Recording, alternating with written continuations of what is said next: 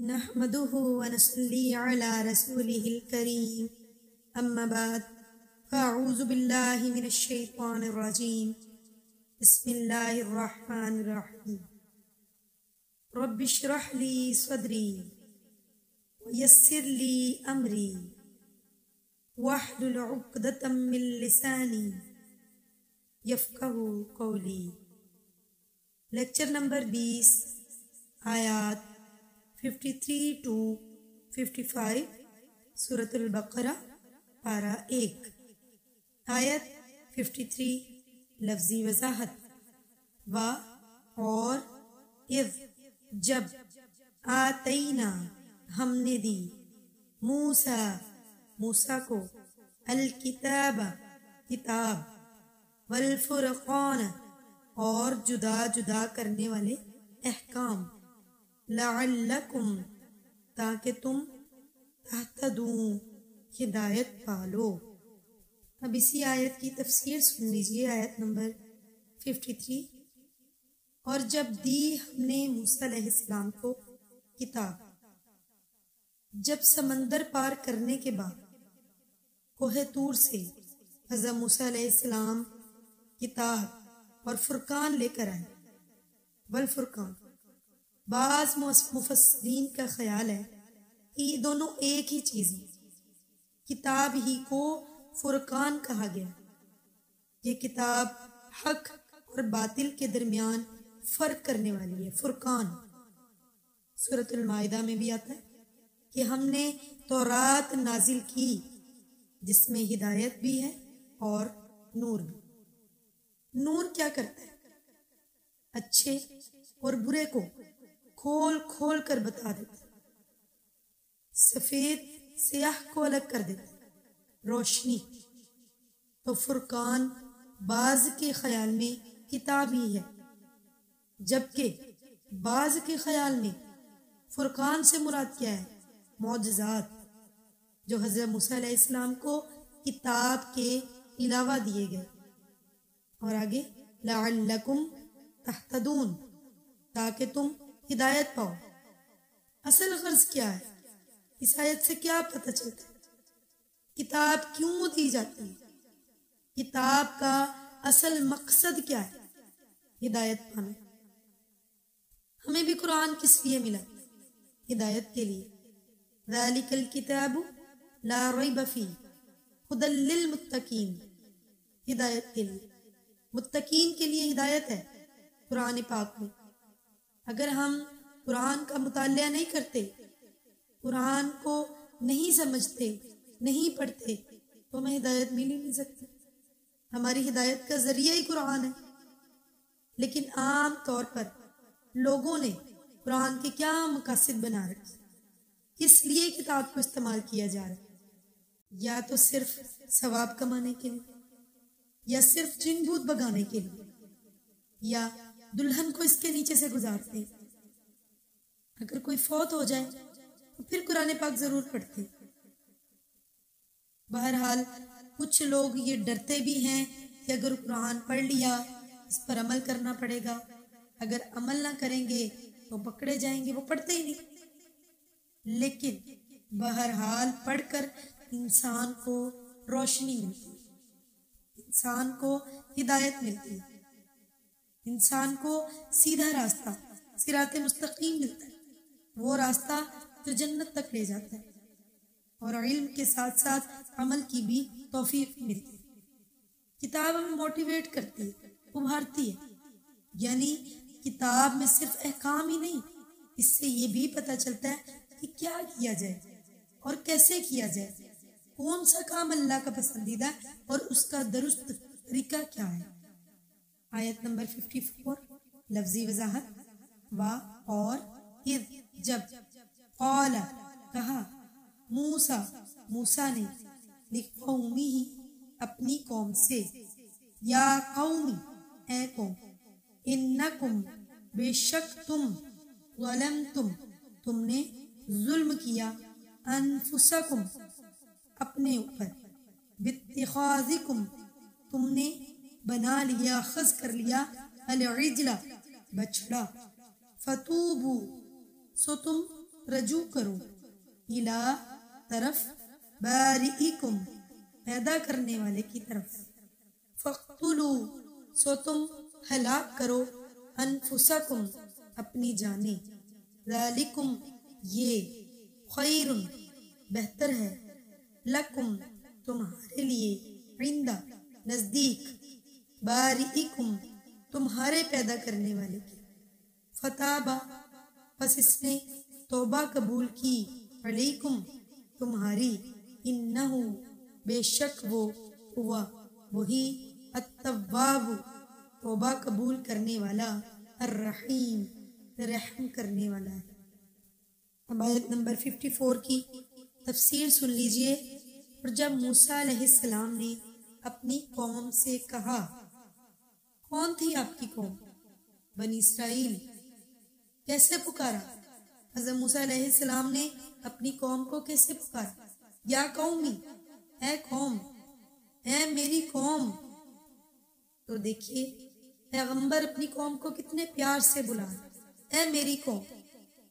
جو تبلیغ کرنے والا ہے جب وہ تبلیغ کرے تو کسی کو ایسے بلائے جیسے وہ کسی اپنے کو بلا رہے، پھر ہی جو اس کے عوام ہیں، جو اس کے پیروکار ہیں، تبھی وہ اس سے مانوس ہوں گے، اور جب وہ اس سے مانوس ہوں گے تبھی وہ اس کی بات کو سننے کے لیے تیار ہوں گے۔ اور موسیٰ علیہ السلام اتنے پیار سے بلا کر ان کی غلطی بتا رہے ہیں، اے قوم۔ پیار سے بلانے کا مقصد یہ نہیں کہ دوسروں کو ان کی غلطی نہ بتائی جائے، یہاں پر غلطی ہی بتائی جا رہی ہے کہ اے قوم، تم نے اپنی جان پر ظلم کیا۔ مبلغ کا یہ فرض بنتا ہے کہ دوسرے کو اس کی غلطی بھی بتائے، اگر وہ نہیں بتائے گا تو دوسرا شخص اپنی اصلاح کیسے کرے گا؟ تو سب سے زیادہ محبت اور ہمدردی کا ثبوت کیا ہے کہ کسی کو اس کی غلطی بتائی جائے۔ اے قوم، تم نے اپنی جان پر ظلم کیا۔ کیسے ظلم کیا؟ بچڑے کو معبود بنا کر، بچڑے کو خدا بنا کر تم نے شرک کیا، اور ان الشرک لظلم عظیم۔ تو اس کا علاج کیا ہے کہ کیا کرو؟ اپنے رب سے توبہ کرو۔ یہاں یہ نہیں کہا کہ اپنے رب سے توبہ کرو، بلکہ کہا کہ اپنے پیدا کرنے والے، بارئکم، اپنے پیدا کرنے والے سے توبہ کرو۔ وہ جس نے تمہیں پیدا کیا، تمہیں اسی کی عبادت کرنی چاہیے، نہ کہ اس کی جسے تم نے خود بنا لیا اور تم اس کی عبادت میں لگ گئے ہو۔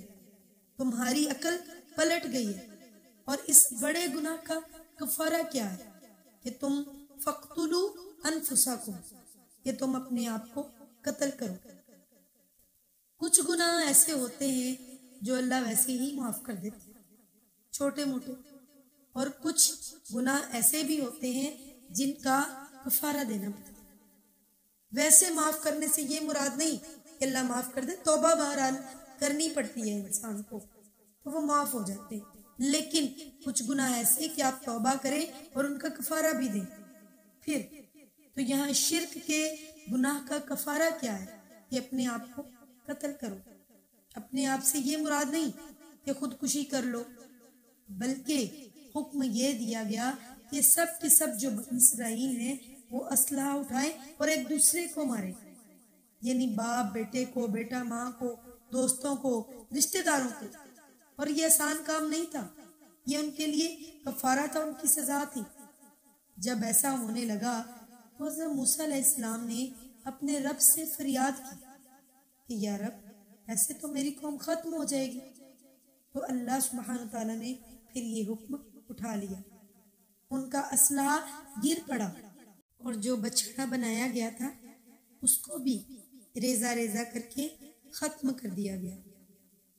ان کی توبہ کے لیے اس آیت میں بہت واضح الفاظ ہیں، فَتُوبُوا إِلَىٰ بَارِئِكُمْ فَاقْتُلُوا أَنفُسَكُمْ، کہ اپنے پیدا کرنے والے کی طرف رجوع کرو، توبہ کرو اور اپنے نفس کو قتل کرو۔ انفس نفس کی جمع، نفس جان کو کہتے ہیں، کتوں میں جان نہیں ہوتی۔ یہ بہتر ہے تمہارے لیے تمہارے رب کی طرف سے، یعنی توبہ کے لیے یہ سب کچھ کرنا ہوگا تمہیں، یہ ضروری ہے۔ فتاب علیکم، تو وہ مہربان ہوا تم پر۔ کوئی کسی کو قتل کر دے تو اس کا کفارہ کیا ہے؟ لیکن یہاں پر کیا تھا کہ اللہ ہی کے حکم سے قتل کرنا۔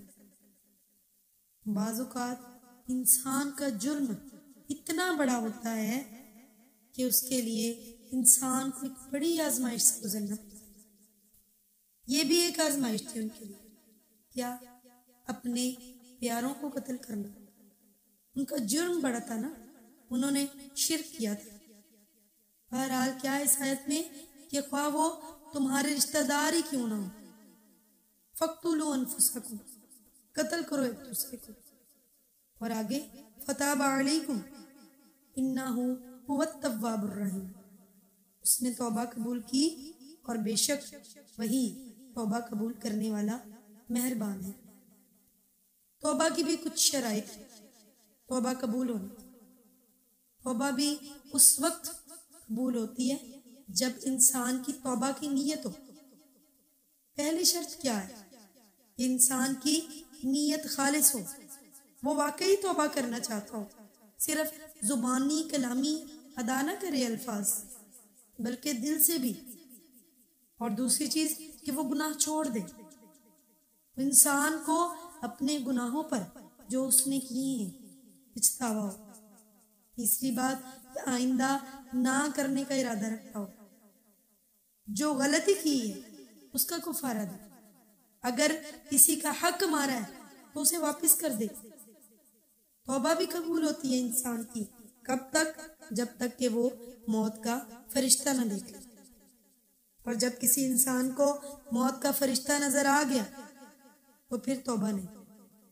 فرعون نے بھی توبہ کی تھی، لیکن کب کی تھی؟ جب وہ ڈوب کر مرنے لگا تھا۔ اس نے کہا تھا کہ میں مسلمان ہوں، تو اللہ تعالیٰ نے فرمایا اب تم مسلمان ہوتے، حالانکہ اس سے پہلے تم ایمان نہیں لائے۔ بہرحال اس آیت سے ہمیں پتہ چلا کہ بعض گناہ بہت بڑا ظلم ہوتے ہیں، اور ظلم کا بدلہ بہرحال انسان کو دینا ہی پڑتا ہے۔ اور بعض گناہوں کی معافی صرف اس صورت میں انسان کو ملتی ہے جب وہ کفارہ ادا کرے۔ اور کفارہ کیا ہوتا ہے؟ اللہ کے حکم کے مطابق ہوتا ہے، اپنی مرضی سے نہیں۔ بنی اسرائیل کے لیے کفارہ قتل نفس تھا، لیکن ہمارے لیے مختلف گناہوں کا کفارہ ہمیں بتا دیا گیا۔ جیسے کوئی قسم کھا کر توڑ دے تو اس کا کفارہ کیا ہے، اور اگر کوئی روزہ توڑ دے اس کا کفارہ کیا ہے، یہ سب کچھ ہم لوگوں کو بتا دیا گیا ہے قرآن میں۔ آیت نمبر 55 لفظی وضاحت۔ وا اور اذ جب، قل تم نے کہا، قل کہا، تم نے، یا موسیٰ اے موسیٰ، لن نؤمن ہم ہرگز نہ مانیں گے، لکا تجھے، حتی جب تک، نرا ہم دیکھ لیں، اللہ کو، جہرتن کھلم کھلا، فَأَخَذَتْكُمْ پھر آ لیا تمہیں، الصَّاعِقَةُ بجلی کی کڑک، وَأَنْتُمْ اور تم، تنظرون تم دیکھ رہے تھے۔ آیت نمبر 55 کی تفسیر سنیے۔